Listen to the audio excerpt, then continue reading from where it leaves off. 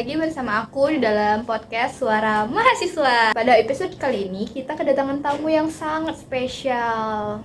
Mari kita sambut, ini dia Rani. Halo Rani. Hai, halo Penny. Gimana kabarnya nih? Alhamdulillah hari ini aku happy banget karena diundang di acara podcast pada kali ini.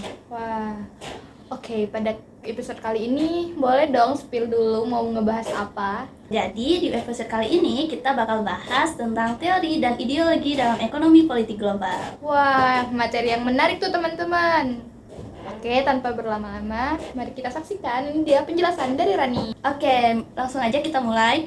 Di sini saya akan membahas materi tentang teori dan ideologi dalam ekonomi politik global. Namun sebelum itu, saya akan menjelaskan dahulu apa sih ekonomi politik global itu. Nah, jadi ekonomi politik global adalah studi yang melihat bagaimana ekonomi dan politik itu berkaitan satu sama lain di tingkat global.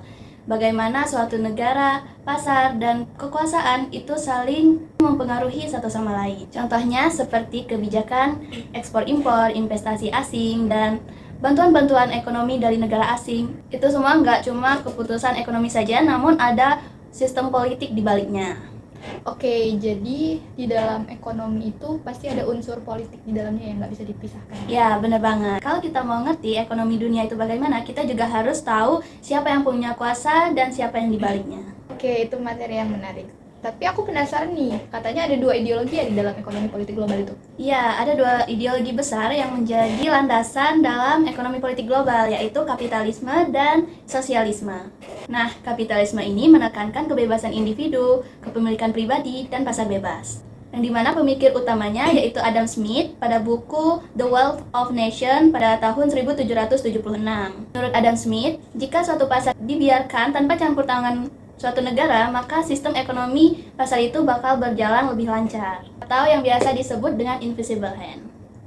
Oke, jadi seperti biarkan pasar berjalan dengan sendirinya gitu ya. Iya, benar. Tapi sistem ini juga mempunyai sisi gelap, yang dimana Karl Marx mengkritik bahwa sistem kapitalisme ini itu menciptakan ketimpangan sosial, yang dimana hanya kaum-kaum tertentu saja atau orang-orang berjuis yang mendapatkan keuntungan. Yang kaya maka akan makin kaya dan yang miskin bakal semakin tertinggal. Dari situlah kemudian lahirlah sosialisme. Sosialisme ini menekankan bahwa suatu pasar atau produksi itu sebaiknya digunakan bersama agar terciptanya pemerataan sosial atau pemerataan ekonomi. Oke, berarti 2 ideologi ini seperti 2 kutub yang saling berlawanan ya?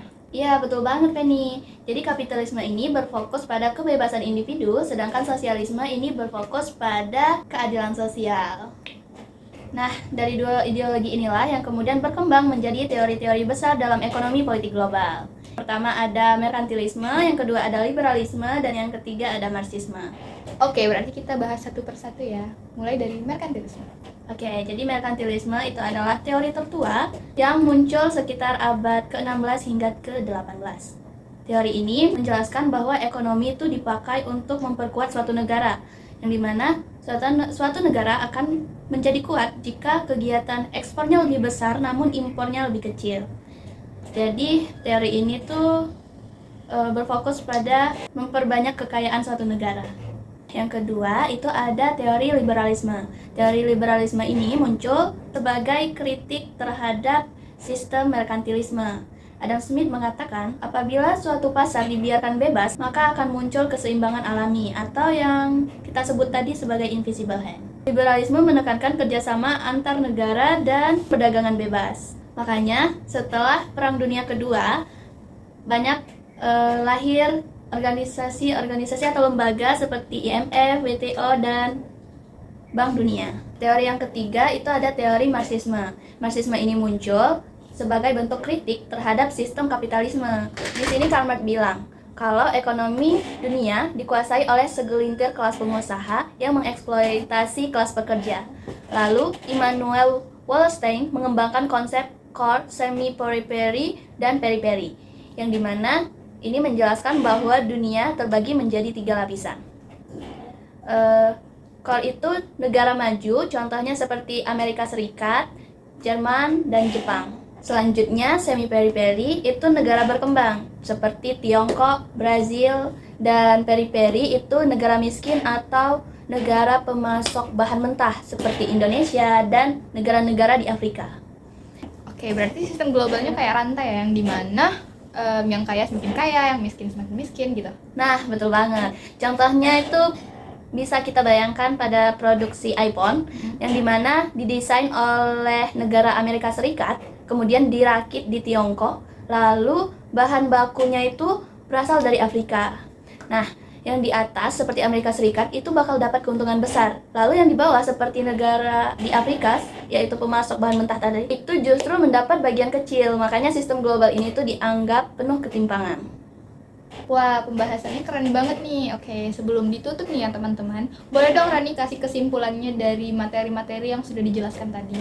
Ya, jadi ekonomi politik global itu nggak bisa dilihat dari satu teori saja, namun setiap teori itu punya cara pandangnya sendiri tentang bagaimana kekuasaan dan ekonomi itu bekerja di dunia.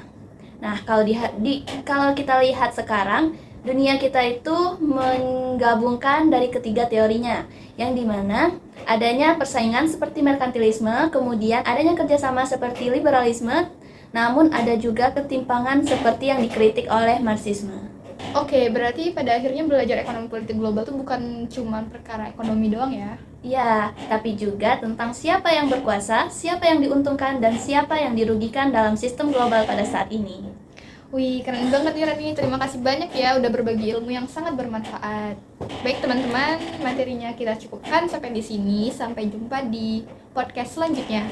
Dadah!